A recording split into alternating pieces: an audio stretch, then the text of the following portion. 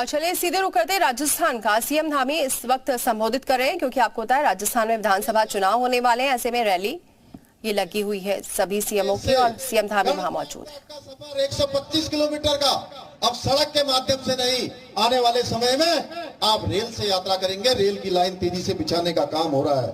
भाइयों बहनों, मैं बाबा काशी विश्वनाथ की धरती बनारस गया था।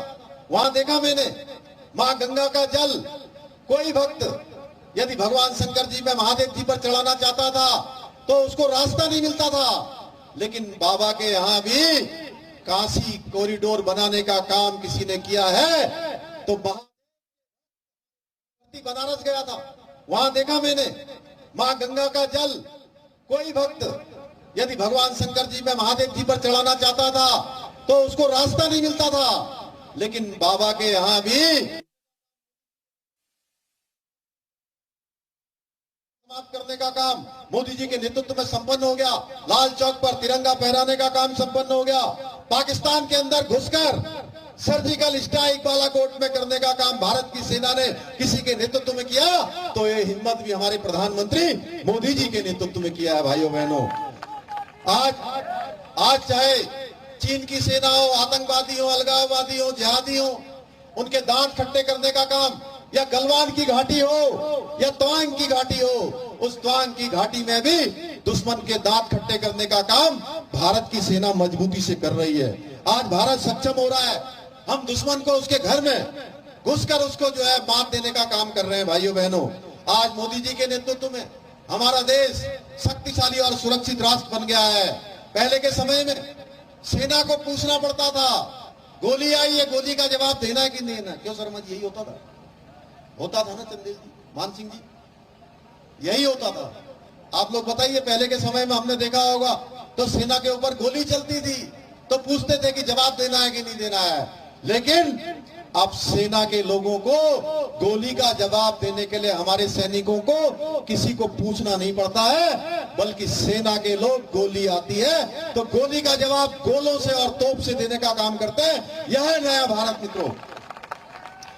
अभी अभी आपने देखा G20 का सम्मेलन हुआ। यह सम्मेलन के कई कार्यक्रम हमारे राजस्थान के अंदर भी हुए, उत्तराखंड के अंदर भी हुए, देश के कोने कोने में हुआ।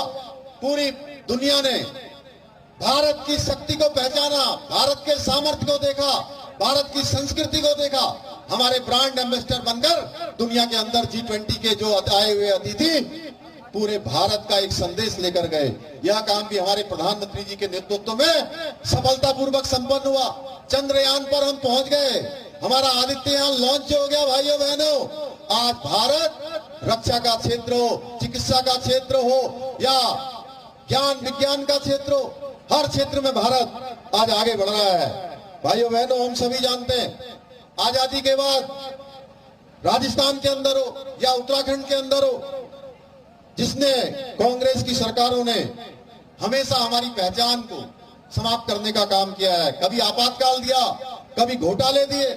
इन लोगों ने पिछले 5 वर्षों में कितने कांड किए हैं, कितने कांड किए हैं आप सब जानते हैं। किस प्रकार से महिलाओं के साथ, अभी अभी हमारी बहन के साथ, बेटी के साथ किस प्रकार का दुराचार हुआ है, किस प्रकार का महापाप हुआ है, किस प्रकार से एक सिलाई करने वाले भाई का गला रेत कर उसकी हत्या कर दी जाती है। इस राजस्थान के अंदर ये महापाप होता है और कांग्रेस की सरकार चुपचाप बैठे रहती है। भाइयों बहनों, अशोक गहलोत जी की सरकार के काले कारनामे तो उनके विधायक स्वयं हम सभी के सामने खोलकर रख रहे हैं। भाइयों बहनों, झालावाड़ की बात करें तो कांग्रेस ने, जिसके बारे में अभी कालूराम जी बता रहे थे, भौरासा बात, जिसके कारण से यहाँ का जल स्तर बढ़ा है, ट्यूबवेलों में पानी आया है, कुओं में पानी आया है, यहाँ की फसल, जिसके इतनी फसल हो रही है कि 3 दिन मंडी बंद रखनी पड़ रही है।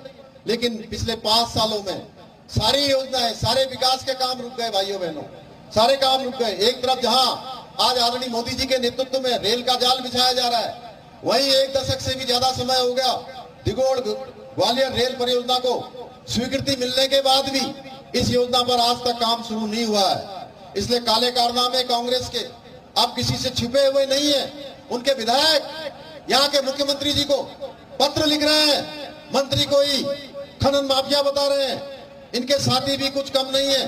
अब वो सनातन जो इनके साथ है गठबंधन में इनके साथी हैं। एक वहां के तमिलनाडु के मंत्री हैं, एक कांग्रेस पार्टी के राष्ट्रीय अध्यक्ष खड़गे के बेटे प्रियांक खड़गे हैं। वो सनातन को देश से खत्म करने की बात कर रहे हैं। कभी कहते हैं वायरल फीवर की तरह है, कभी कहते हैं मलेरिया है, कभी कहते हैं डेंगू है। इस प्रकार की संज्ञा उस सनातन को दे रहे हैं जो सनातन नित्य नूतन है, जो सनातन न नया